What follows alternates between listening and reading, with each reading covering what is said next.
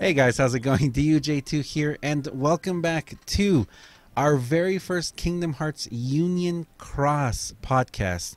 I have with me EvangelKaltz here, who is actually right now in Boston, and he was at PAX East today. Hey Evangel, how's it going?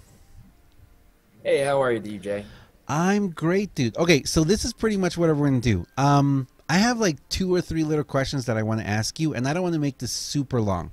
And I know that I know you sent me a lot of pictures and videos and stuff like that, and I don't want to really show them on screen yet. I want to save that for another video I want to do like on during the weekend and combine like all the information that everyone's sending to me. But can you just tell us, what did you experience today? And like if we can keep it, Square Enix related. Yes, of course. So multiplayer wise, the feeling is really good. I addressed a lot of concerns. A lot of people were wondering, player base wise, how this would work for turn-based game. Like a multiplayer, what happens if someone goes AFK?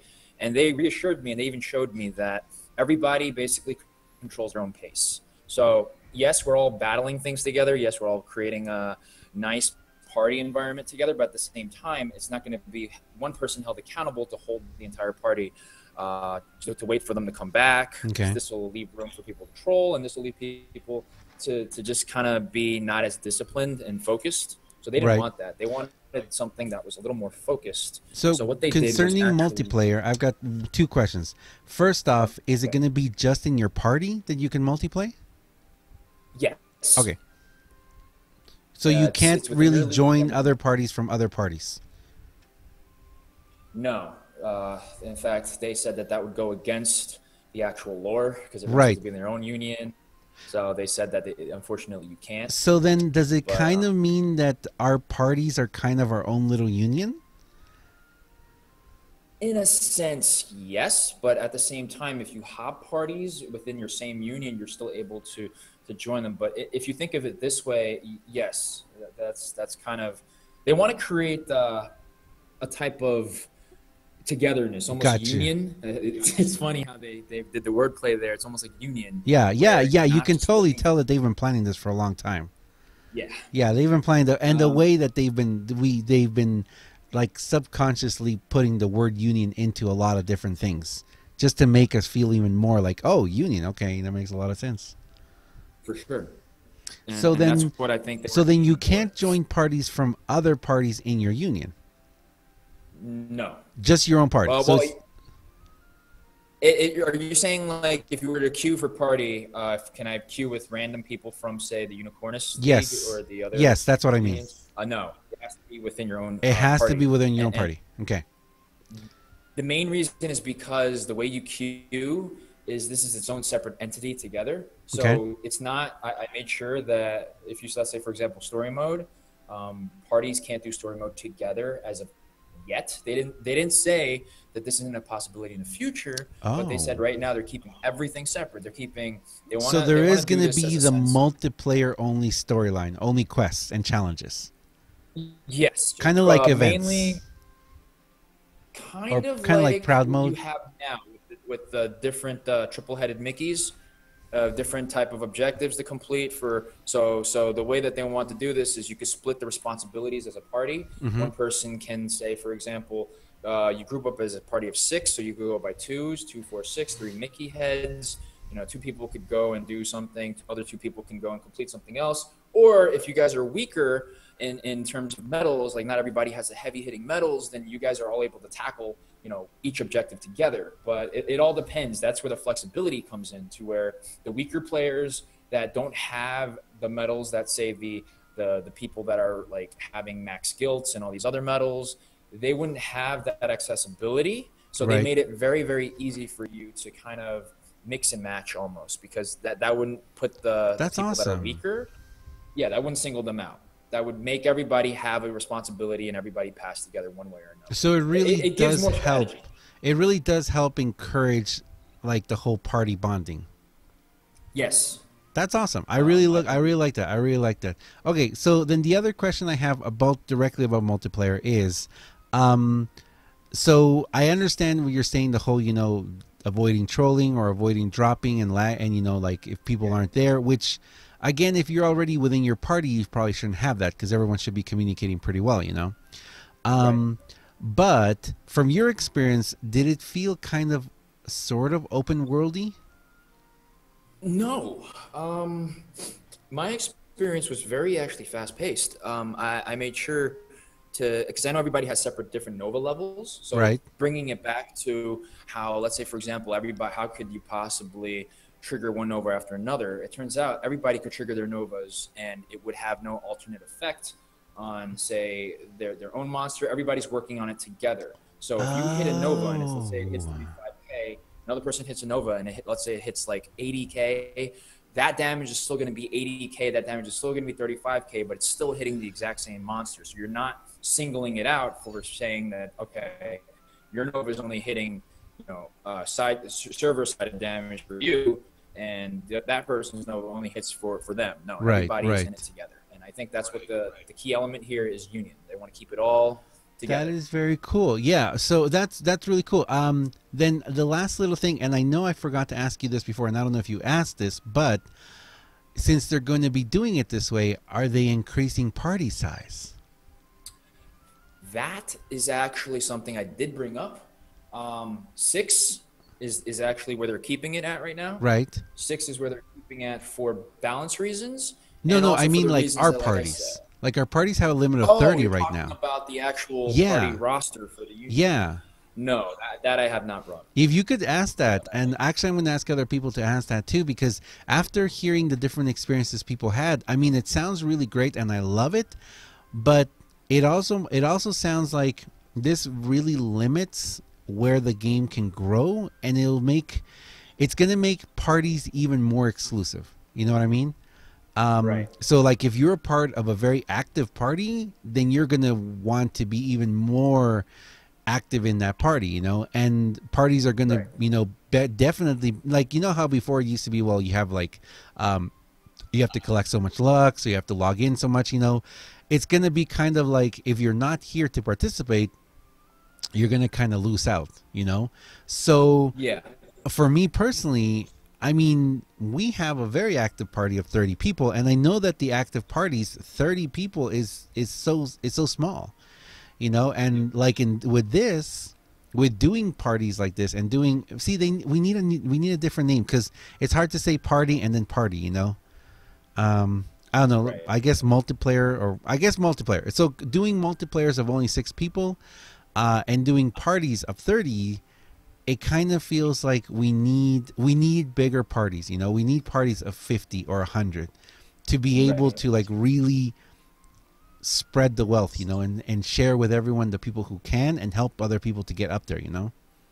So I brought up a similar tying that what you just said. I brought up a similar question, and the answer that I got actually does tie into the very question you just asked. Uh-huh. What happens is what they want to do is give the players a feel for it first, because that's why they don't want to do any maximum capacity before they get the feedback of the initial community. Right. So they are listening to they are reading the things that are coming out. They are looking for the majority of responses. Now, they want the actual feel of what it feels like for the players right now. Okay. And if there's room to adjust, there's always room to adjust, but also because this is such a new thing for them. And this is something that they've tested in and out, and they've retested, and they pretty much think that it's at a good space for where it's at, because something that's so hard, and I had a long conversation about this with them, was to have a turn-based game go multiplayer. Oh, for yeah. a lot of games, it's a struggle. Huge Oh yeah, struggle, especially I've mobile. never seen it actually work. Yeah. I mean, any And game, it just turns both really boring, and it's just boring. I mean, it's just boring Right. because then you've got like one person killing everything and everyone else doing nothing, or you've got people going AFK all the time. It's extremely difficult. And I understand how it could work, like, let's say on my setting where I will be streaming and my party's extremely active, and I'm sure we'll be able to get a couple of people to get together, and do stuff. But Sure. for everyone else, and for a lot of parties that really aren't that active, I'm kind of afraid of how that's going to work out for them, and it's just going to cause more frustration for them. Yeah, and that the one interesting point they brought back was back to the key element of what they always wanted Kingdom Hearts Unchained Key to have, whether it's Union or not. They want to basically always have that replayability to where you always have something to do. That's why they always reset the quests every day. They always have different things that people do for the special quests, for example, or the events. So there's always something going on to keep that replayability factor in check. Now, how they plan to go about this in the future determines on what the player feedback is, because I believe that they will be collecting data as soon as they launch this multiplayer, because they have had a lot of responses during this expo, but at the same time, there's a lot of positive responses for their trials and their other tests that they ran beforehand. Right. And they said that they had to scrap it, and this is just a conversation we had off camera. They had to scrap it simply because it was missing something. So that's why that was where the delay came in. Okay. Now, why they wanted to postpone it till now was to make sure that it was perfected, and they actually wanted to debut at a mass audience. So there was nowhere better than a place that gave everybody a chance to try it. Yes, I do understand your concern with how not all leagues or unions or parties would be fair at that point, because you have some people that are more active than other people. But then again, I think what they're trying to tie in is the fact that brings in the factor of replayability, and it brings in the factor of challenging people to really, for example, not make the stages too hard. Like I said, that's why the 6 people limit.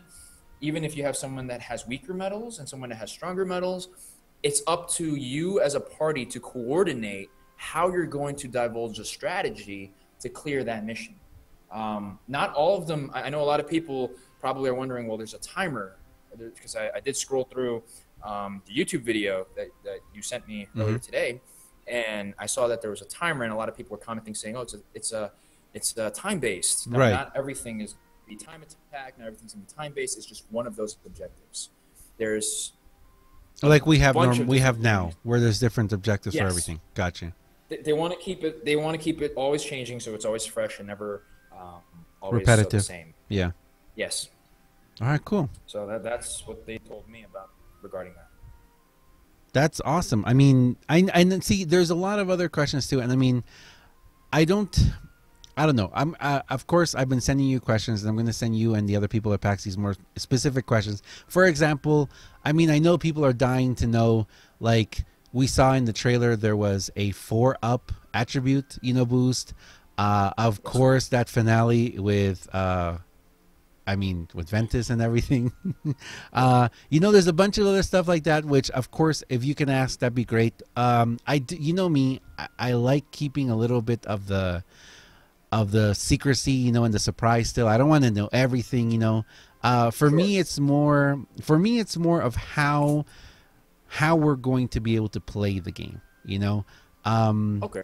Because, like, for example, if you remember, the huge problem we all had with the fireworks. Remember the fireworks, the New Year's, the Chinese New Year video, and that was so graphically heavy that it lagged everyone. I mean, even me, and my tablet is really powerful. So having 6 different players all at one time on different devices I'm kind of wondering how hard is that going to be, on each individual player, if they're going to each carry their own load, if they're going to just be waiting on someone lagging all over the place. Right. And also, I don't know if you caught this. I've been asking everyone, but maybe if you could ask tomorrow what devices they were playing on, because it kind of looked like a Google Pixel C, but I don't know if they come in black. The tablets you were playing on? So what I was told was that it's been optimized for the mobile devices that are currently able to run the specs, and all the requirements that are on the actual upgrade. What the upgrade itself is to optimize the game itself to be compatible for these systems. Right. So they pretty much cross-ported everything and made it multi-platform. They are testing it on tablets, and they tested it on a variety of different tablets. Now, at the expo, they were all on tablets because I believe that this game originally was made for not just mobile devices, but tablets were Right. pretty much what Right. it kind of turned into. But what they wanted to do is condense it now to where it's able to be optimized for all platforms, because they understand, and that's where the user feedback is important, which is why, that community feedback that they seem to speak a lot about. I mean, they say that they always listen. Well, they want to hear more from what the community thinks and what the community wants. But at the same time, the community kind of needs to be understanding in terms of where they stand. Right. It's really conflicting in what they told me, but I do understand where they're coming from, which is why I believe that they have spec'd it to where it's optimized. Now, whether or not I've tried it on my own phone, I have not. I've tried it only on their devices. So I can't say that it is optimized for phones, but this is just based off of what I know. That it's supposedly based off, it's optimized for all mobile devices. Okay. All right. Anything else that you want to tell us about the booth there or about the game that you? Oh, you know what? What did they say about the name change? The name change. Could you be a little more specific? That it's going to be Union Cross instead of Chain Key. Because that kind of caught everyone out of. I don't know if you saw that, but that's kind of what we've been going crazy about today. I have not thought about why they changed the name. Yeah, I mean, okay, and something that I was kind of hoping, and this is something that I made a video about earlier today, was I really hope that they treat this as a new chapter, like the next chapter in the mobile Kingdom Hearts world, and I understand if they might not, but I would really love to see them just embrace the lore, embrace the new style, and just like I said, it's like this is like Kingdom Hearts, mobile 2, Right. I love it. I love that idea. Their intention is to make it like chapters, almost like that was then, this is that. Because if going back to it, I don't know how familiar people are with the actual original lore, but it stops after a certain degree. I'm not going to say where because I'm not going to spoil it. Right. But it stopped after a certain degree, and they just added more to it. They added more to it to kind of build more into it. So it's almost like chapter 2. And I believe that as long as they start continuing to build the story and the little holes are going to be filled, and this is something that they always want to continue to grow. So I don't think 2.0 is going to be the last of it. I think it's going to continue to expand. I think it's going to continue to grow as time goes on and as the community starts sharing their feedback and pretty much as the game starts to develop on its own. That's awesome. I mean, that's really awesome, man. I can't believe. I'm really happy to hear how much they communicated with you and how much they're willing to share, and give information and everything. Just because it's felt for a long time like they haven't been listening, and knowing now that they have been listening is really positive. It would just be really nice, if they could continue it, and bring it to everyone. Because, I mean, did they tell or did they say how many people are actively playing the game? No, they didn't give any ballpark numbers because we never went into actually Gotcha. the graphics or demographics of the actual. Yeah, because I mean, the game is huge. I think the game is big, but I also feel like a lot of people have pulled away from playing just because they haven't really felt that communication back. You know what I mean? Right. And I shared that with them. I basically told them, telling them that sometimes the community gets a little confused. There's a lack of this communication. They just kind of want to be on the same page. And the person, I'm not going to name names, but they understood. Like, he shook his head and he understands. But he also said that there's a certain balance. People are looking at the other game. Yeah, exactly. And they're not realizing that you're kind of peeking into the future. So if you kind of thought of how if the other game didn't exist, people wouldn't even know any of this. So the fact that the other game came out and it's pretty much patched like years ahead, and there's these balancing things. It's two different economies and two complete different systems, and then they started going into pretty much the market of it, which is why I totally understand, because it is two different games. You're looking at one that was pretty much made. They started this making it from prototype for the North American audience. After they made it for the North American audience, then they released it in Japan. A lot of people forget that. They forgot that. And last year, if anyone was at PAX last year, the producer himself was actually saying how he wanted NA to stand out in some shape, way, or form. Now, this is where the disconnect might be, is because people are not seeing how it's standing out in some shape, way, or form, because they look at the other one and they look at this one and they feel like they're cheated. So I think this is where the clarification needs to be, and where that kind of communication needs to connect. Right. Yeah, and I mean, it's really hard to keep that difference. And again, I mean, I don't know how long you've been watching me, but that's something I constantly, for a very long time, wanted to believe that this was our own game, you know, that this was going to, this game was going to be developed in our own way. And it has been developed, but it's really disappointing seeing things like Xemnas B, you know, where it was like a pretty much carbon copy game or carbon copy event, just translated. And sometimes they're not even well translated.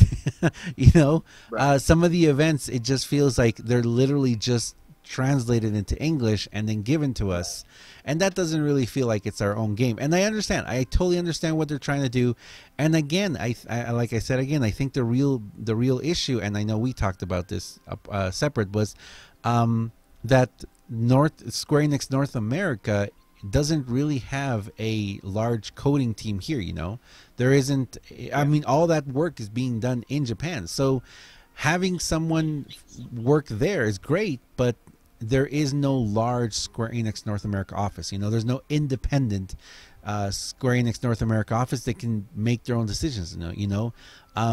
So I understand how they want the game to be separate, but it's kind of like, you know, if it's still made in Japan, it can't really be, you know what I mean? It's like the coding is being done over there, probably even the translations, everything is being done over there. If nothing's being done over here, then it's really not going to ever be, you know, our game, you know, like that. It's just going to be, yeah, we're looking 8 months into the future and we're looking at another game hoping to get what they're getting. And I totally understand it. I mean, we're not going to. That's fine. That's perfectly fine that we don't get the same things.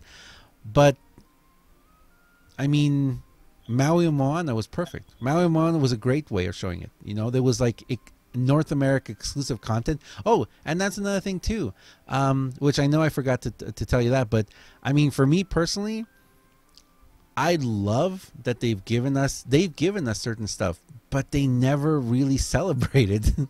You know, it's almost like they're ashamed of saying, or they're embarrassed to, I don't know, like they don't want to toot their own horn, you know. Whenever they do give us something that's exclusive to us or something, they really should just make a huge celebration out of it and really like draw attention to the fact that they are trying to bring us, they're trying to make the North America game or the global game a separate game. You know what I mean? Sure.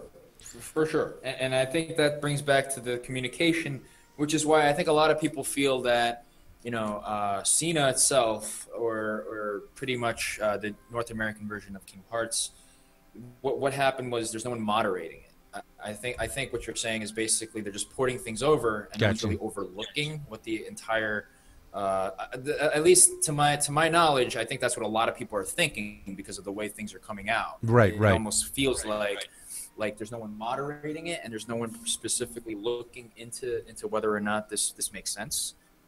So what ends up happening is all this distrust and confusion and miscommunication, because I think, and I'm not sure, but maybe there isn't someone that's a global moderator of the North American version. Maybe it is all ported from Japan, and you know, perhaps they might have created the game in North America, a prototype, and then release it in Japan. The idea, at least, yeah.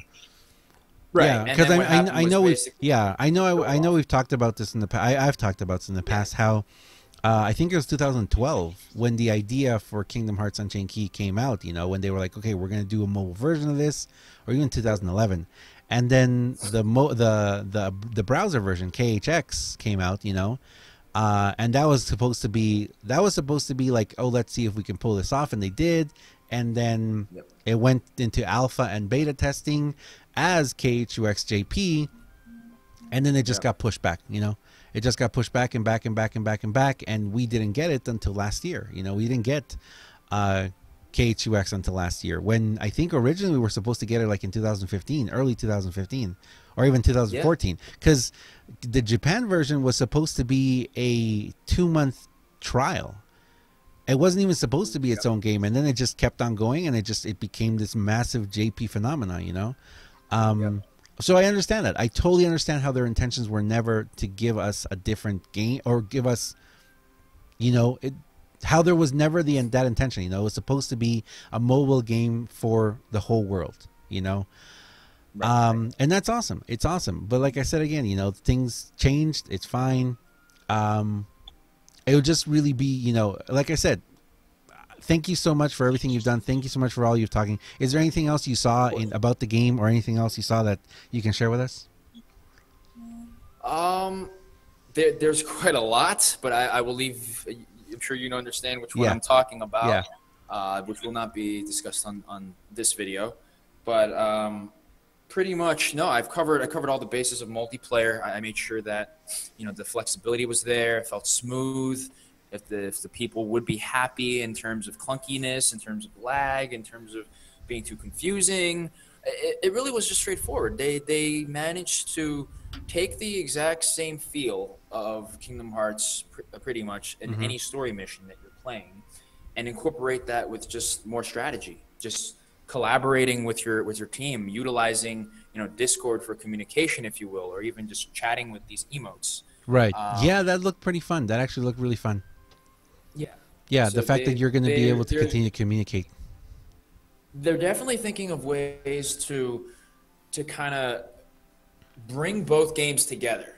A lot of people feel like they're not, but they are. If you look at the recent updates and the things that they're doing, it does seem like it's a little it's a little too late for that. But at the same time, they are rapidly. They tweeted 3-4 things. Oh yeah, that's something we were talking about before. Just the fact that right now it feels like they're giving us so much so fast. And it feels like, if they're trying to close the gap from an 8-month gap to a 1 or 2 month gap, right? It makes sense. We need to both catch up with quests, catch up with storyline, not exactly catch up with power, because as you know, our power balance is completely different. The medals we have, and how we're able to do things, it's a completely different game in that sense. Yes. The enemies are much more difficult there as well, because they have, things that are above level 400. So that's which is why. Yeah, that totally makes sense. There's that difficulty gap, and that kind of brings us to how the game is going to evolve itself, and that's why, like you said, the attributes are going higher. As the game gets harder and the game progresses, the game is only going to it has to get harder. Right. So for us to be able to keep up with that, there has to be a way of balance to where we're able to clear these things that are getting harder and harder. Otherwise, there's no progression. Right. So I think they're eventually they have to release all this stuff that people think they're keeping from us, because there's no way of progressing if they don't. If the game grows, people have to grow with it. Otherwise, it's going to be stagnant. There's no point in releasing more things that people can't already clear. And I think that's the main driving point of Square Enix's decision for doing what they're doing now, simply because they don't see that as a factor in how we need these things released on the spot right now due to our difficulty levels. And it could be due to a lot of other factors as well, but I think this is a major part of it also, is where our progression currently is. Now, releasing multiplayer might change all of that. I mean, they released it at the same exact time. And in fact, Japan, to attend this event, people in Japan didn't even know anything about multiplayer. It was only people here in the U.S. that got that privilege. So it is, again, it's confusing. People go like, wow, well, they're not. Yeah, plus the fact that everything happened today. I mean, today at 2 a.m, the JP tweet came out, and 8 hours later we know about it in the the global version. So yeah, it all came out today. I mean, it all came out today, and I'm thinking probably because they were timing it around the same time that people were going to start playing it, and they were probably expecting spoilers to come out about multiplayer.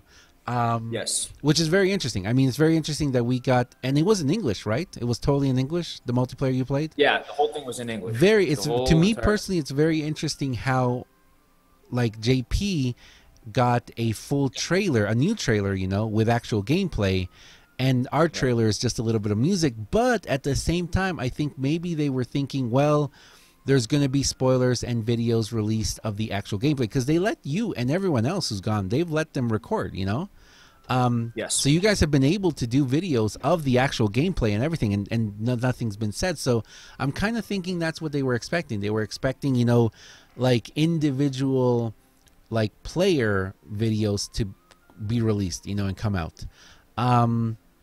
So I mean, it's really cool what they're doing, but again, and that just brings me back to the whole, I wish they need to toot their own horn a little bit, because for me, when I first saw our website, I saw we talked about that earlier, Yes. when the whole when the whole you can sign up for pre-register and everything, the website it didn't look like the JP website, it took a while for KHUX North America to tweet, hey, you can go check this website now, where it kind of would have been great if like Square Enix North America would have tweeted it out, if they would have tweeted it out like 1 hour after JP, because they already had the website. I mean, I checked, the website's been up for like 7 days, but no one knew it was there. So it would. Well, I know how they with that page that he referred to. He said, "Yeah, I can see why it looks very sketchy. A lot of people, because it's all white." And then he told me how it was done. Now I could talk to you offline about how it was done. But it was not done by Square Enix North America. Gotcha. Yeah, and that's the thing where I'm thinking there's a lot of miscommunication, where the website that we found after is beautiful. It's great. The trailer that we got for North America, it's not really even a gameplay trailer. But it's fine, because there are people at PAX East right now, and there's actual gameplay and there's actual footage of the game. And like I said, way more. And like I said, I know you and a handful of other people who are PAX East right now, you guys have been sending me videos. I do want to make a video, probably release it like on Sunday or Monday, where there's actually going to be like walkthrough, like actual gameplay of everything that's going on, it's wonderful. It's so amazingly cool how the game actually functions when it's not sped up, or when people have actually had a chance to like tap around and feel it and test it and see how it feels, For sure. And that's great. I love that. I love that. It's just, it would be great if Square Enix were just, to share with everyone a little more. I mean, like I said, I've got a little over 9,000 subscribers on YouTube. I've got 1,500 followers on Twitter. Square Enix has millions. One little tweet from them, one little interview from them, one little 5-minute gameplay video from them would reach so many more people, and so many people would be able to say, okay, cool, North America is important. North America is important to Square Enix, or the global version is important to Square Enix, because like you can see it, you're there, you can see it, but for the the handful of people who can be there, and you said the Square Enix booth was pretty busy, right? Yes. But it wasn't. I got there. What about Kingdom Hearts? The Kingdom Hearts area, like the KHUX area. I went there. First time I went there was pretty much private, but afterwards was during the actual rush hours when they were busy and there was a lot of people lining up, because the Final Fantasy they were debuting 5 different things at once, and the Final Fantasy panel was going on, so there was a lot of things going on, and they couldn't really focus as much, but at the same time they gave me the same undivided attention, just because we had quite a long conversation in the morning as things were still slow. But Definitely, yes. It picked up. It got very busy. They were giving out posters and pins for everybody that got there. Um, Did and it yeah, feel like they did. there was a lot of people there specifically looking for KHUX, or did it feel like it was more, let's see what Square Enix has? No, there were people. There was this one person that actually asked, "Hey, do you have any more Kingdom Hearts posters, or do you have any more?" Because they had them hanging up Uh huh. there. And a funny story about that poster, which I'll leave on here because this is something that the community can think about and revel about, is that drawing that you're looking at with Uh huh. Ventus on the corner Yeah. and all the other Yeah. things on the that was actually a unreleased key art, and it was something debuted by Tetsuya Nomura himself, Mm-hmm. and he basically drew this exact same thing months ago when people started speculating for the first time if Ventus might have had something to do with the actual overall story Right. for Kingdom Hearts Unchained Key. That's where the speculation came from, and at that exact same time was when all these rumors started flying out. So people can start to think about how far in advance Tetsuya kind of thinks about things. And Right. if you tie this in the way that Kingdom Hearts is operated, it's the history of Kingdom Hearts, like we talked about, is it's all over the place, from platform to platform. But bringing it back to the mobile device, what they really want to focus on is just expanding the overall story and the overall lore. And I think that's why they're opening things that so people aren't so predictable anymore. Because before people were just like, oh, I know how it's going to end. I know exactly what's going to happen because that's exactly how all the cutscenes have been progressing. Yeah. And then now you throw in a curveball, and it gives this refreshing type of feel for the community and for people in general to bring back that wonder again in terms of where is he taking the story now? How Right. is this going to tie into the next installment? I think what he's trying to do is connect the dots ultimately. Yeah. It did feel seeing that trailer from the JP version and seeing a lot of other stuff that there is so much more story behind this. And like I said again, I mean, I did. They did. I did. They did gain a lot of my respect back. Not my trust, but they did gain a lot of my respect back when I saw this and seeing all of the new material they have and all the story they have, and it kind of made a lot more sense for me how KHUX has just been.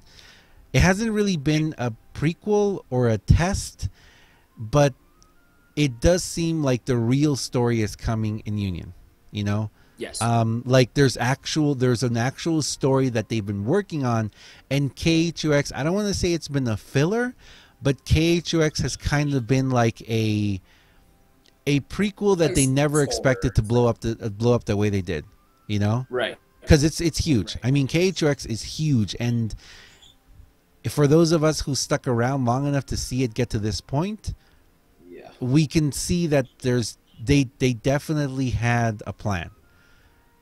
Yes. Even though they never told us, and they never they never told us, hey, don't worry guys, there's more coming. They did, they said there's more coming, but they never really showed anything. Then all of a sudden in 24 hours we get this massive amount of data and images and information that's just, I mean, you go there and other people who have gone to PAX East and they're like, I mean, there's been other people that I've talked to that have gone and they're just blown away with the amount of information they're freely given. And Yep. if anything, one person that I was talking to her, she was really shocked, but because she was like, she didn't expect them to talk to her. She didn't expect there to be anyone there from actual Square Enix, you know. She thought it was just going to be like, you know, a couple of tablets hooked up where you can play. But having people you can actually talk to and who can answer so many questions, which again, I wish we could talk about it, but we can't, you know. No. So many questions that they talked, and you know, of course they did tell people, hey, you know, please don't talk too much about this, or they didn't exactly. I mean, no one was told, hey, you can't talk about it, really. I mean, well, no, you and another person I talked to, they were told, hey, you really can't share this information, like everywhere. Yeah, they kind of went pretty deep. They did go very deep with lore and with stuff coming up. I mean, next few months and even the year or something. But even not talking about that, just the amount of just this other person I talked to, she was just shocked because she was like, I asked them and they answered all my questions and they were excited to talk to me, almost like they felt like, it almost feels like maybe there's been that missing person in the middle, there's been that missing person in their company where there's these developers and programmers and people who are creating this game, and there's all this giant fan base, but there's been no one in the middle to translate. There's been no one in the middle to connect one person with the other. And she said the way that she felt talking to this girl, and I don't know if she talked to the same guy you could talk to, because she described the guy she talked to as older. And there was a very young girl she said she talked to too that was from Japan. And she said just talking to them. I think I know who she said just talking to them, they even remarked at how exciting it was to talk to an actual player from Global, and talk to them and even ask them questions about, hey, how did you like this, or how did you feel about this? And I really hope that on Sunday I can talk to her and she can be on the podcast too, because she was like, there were certain things that they pointed out to her about the game that she never even noticed, and they never even told us. There's been little updates and big updates and stuff that they've released, but there's I guess the company in the middle that's supposed to connect the player to the programmer, they're just not there, so yeah, I don't know, maybe hopefully they can fix that in the future. Hopefully they can give us a little bit more. They're there, they're there now. We know they're there from you and from a lot of other people who have been talking. And actually, okay, someone really just someone actually did say something right now, and I think, well, actually, okay, Carla just asked. Hopefully she complained about the game and about the polls, and I know that some people did go in swinging and some people did go in complaining, but again, we've been marketed this game so wrong from the beginning. It's just been completely presented to us incorrectly, and it's hurt them. I'm sure it's hurt us. It's hurt us as fans to think that they don't care about us. To think that they don't want to listen to us when they do, but they haven't been able to. Yeah. You know what I mean? In fact, they brought up something that I think a lot of players either know or don't know. Did you know there were hidden Mickeys in the game? Yeah. In specific stages, there's actually hidden Mickeys inside of the game that they want you to look out for. Yeah. Were you aware of this? Yeah. No. Someone did tell me that. I actually have commented about before how I'm like, we actually have said it before and actually with DHE, who is a huge Mickey fan, we've actually commented before, oh, look, hidden Mickey.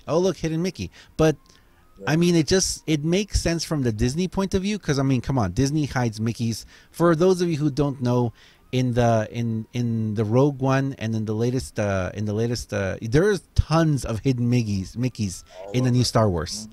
The new Star Wars have so many hidden Mickeys that you have no idea, and I don't think everyone's found them yet.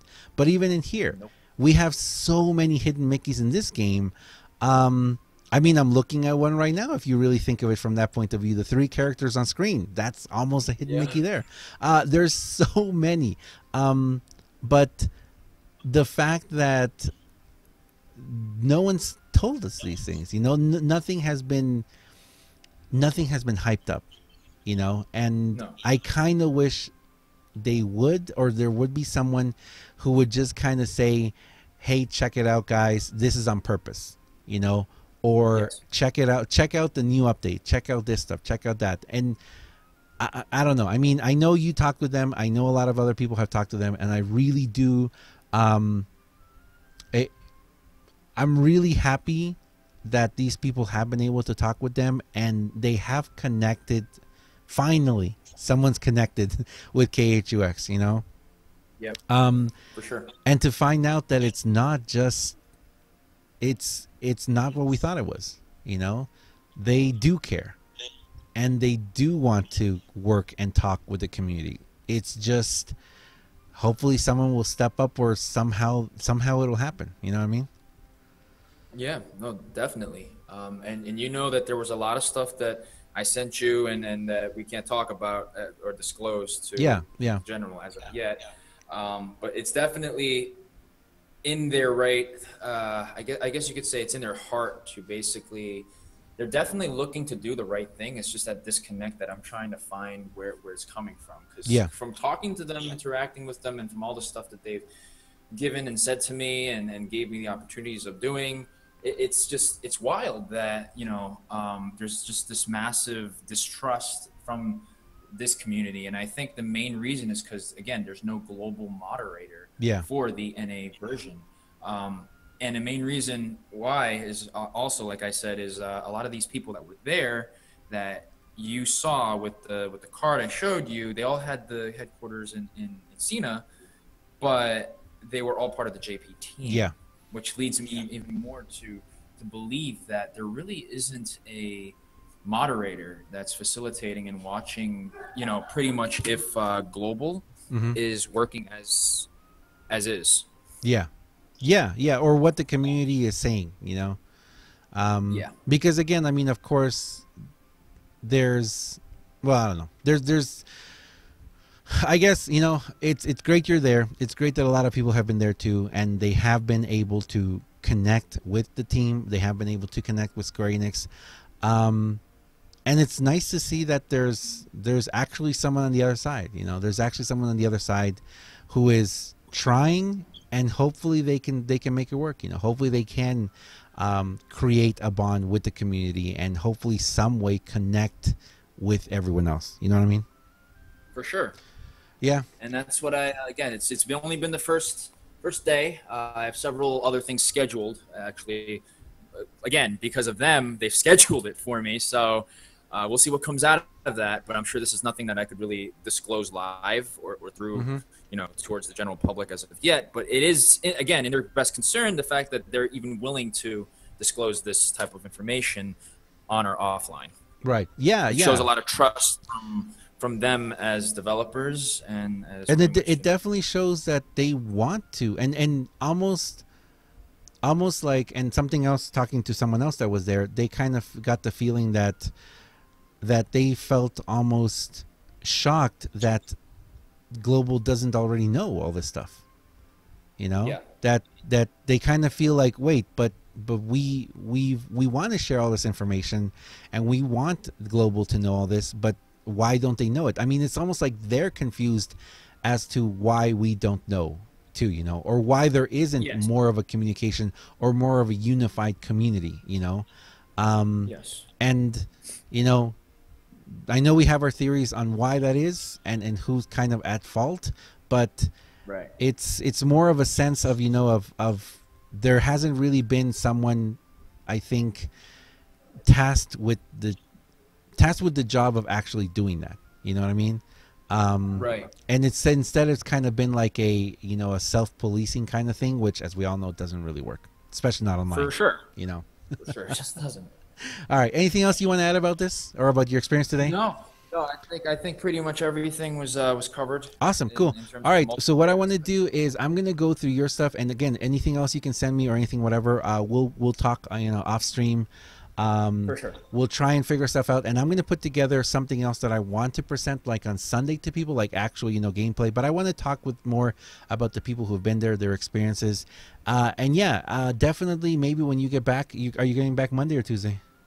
I'm coming back Monday. Got you. So so let's say maybe on Monday, let's talk, and we'll do maybe another podcast and see what's going on. You know, what happened there, because of course, this is the one thing I know is going to happen, and it's sad to say this, but the second that PAX East is over, we're going to lose so much communication, you know, and we're gonna go back to feeling like we're in the dark, you know. And I know that there's now, you know, connections being made, and we can email people directly and stuff like that, which is great. Right. But it's still not the same. I mean, they're going to go back to Japan. They're going to be doing their own stuff. They're going to be working. Once they're back in Japan, they have to focus on the JP community, Yep. And I understand that. I mean, I understand. I don't expect them to continue, giving us the same level of attention that they're giving us now. Right. And that's fine. That's fine. Like I said, I'm not going to be mad about that. I'm not going to be like, oh, you know what? Like at the end of March, I'm not going to be like, well, we haven't heard anything else from them, No, I'm not going to, because I'm not going to hate on them for doing their jobs, and their jobs is working on KHUX first and foremost in JP. So when they get back to Japan, they've got to focus on their job. For sure. But, we're going to take advantage while we can. Yeah. And just to add on, one thing they did tell me, and I could tell, for all of you guys that are you streaming right now? Yeah, go for it. I'm assuming everybody's Yeah. watching. For all you guys yeah. that haven't pre-registered yet for the beta of Union, if you guys register, because Square Enix is pretty much saying that the more you guys register, the more perks you guys are going to get. Everything's listed there, and they're just looking for more and more recipients. And at the same time, they may be watching this video that was just up by DJ2. So we'll talk more about that offline. But yeah. All right. Yeah. Thanks. I know I can't say that. Thank you for saying it. I appreciate it. No worries. All right. Okay. Thanks a lot, man. All right. Thanks a lot. I'm going to finish this podcast now. You can stay online if you want, or I think you need to go, don't you? Yeah. Yeah. So it's late for you. All right. So yeah. So go ahead and go. Like I said, we'll just keep talking. Thank you, dude. Thank you so much for being with us. Thank you so much for sharing all the information. And enjoy your time at PAX East, man. Thank you, DJ. We'll speak soon. All right. See ya. All right. Good night. Okay, guys, so that's it. That was EvangelKaltz. I'm going to ask him if it's okay to leave his link to his Instagram in the description. I know it's been a really long video, guys, and I know we didn't actually show anything. And I'm sorry for that. I'm sorry for not showing any pictures or videos. But I didn't want to overwhelm this video, and also there's a lot of stuff being talked about in the videos and in certain pictures that I know we're not allowed to say yet. And let me say this right now. I'm going to say this because I know people are already asking it. I am in no way sponsored or working for Square Enix. I can't. They don't, from what I've talked so far, they don't have the capacity to do that with anyone in North America. So I can't be. In the future, if they can, are you kidding me? Of course I would love to. I would 110,000,000% wish if I could do it. You guys know that. You guys know that I've been trying to communicate with Square Enix, and that's been the problem. There's been no one in North America to talk to. They're all over in JP. They're all over in Japan. So every single attempt that I've made to try and work with Square Enix here in North America has been completely lost because there's no one on the other side. There's more stuff going on, and especially stuff that Evangel is working on that I can't tell you guys. But he is amazing. Evangel, guys, is incredible, and he has a lot of connections that none of us ever knew about. He has a lot of experience. And maybe he can do so much more for us as a community as well. We don't know, guys. And like I said, right now, I'm really going to enjoy and take advantage of the next few days because we do have this direct connection with Square Enix, which is something we've never had. And we have other people who are also talking to them right now. I know I can't say this, but I know there's also someone who is at PAX East right now who may actually even end up working for Square Enix. And I hope she is able to, and if she does, that would be amazing too. I mean, there's so much going on, guys, and I wish I was there. You guys have no clue how much I wish I would have just gone. Again, there were no more tickets left. There was nothing left. I couldn't really do it by the time I wanted to. I really wish I could. But the fact that we as a community, and thank you guys. Thank you for watching. Thank you for sticking here. Thank you for being here with me. Thank you for the huge positive response to the videos that we've done today. it's amazing, guys. The videos I've released today, so much comments, so much going on. I hope you guys watch this podcast. I hope you guys understand that there's a lot of stuff that can't be talked about. Again, I don't want to get in trouble. So if you guys are wondering, oh, why isn't he talking about certain stuff? Guys, I'm just a very small YouTuber. If my channel gets shut down, that's it for me. I can't afford that. I cannot afford to do that. So I have to make sure that everything that is talked about on my channel is 100% okay. And tomorrow I'm not going to get an email from Square Enix telling me, hey, we're suing you. You know, I don't want that. I can't afford that. Okay. So the best thing I can possibly do is just bring to you guys what I'm allowed to say and what other people are allowed to say, and they bring us. So that's what I want to do. And thank you very much, guys, for being here. Thank you very much for the community being with us. Thank you much for you guys continuing to support and to help the community grow. I know that we have one of the largest communities for KHUX, if not the largest community for KHUX.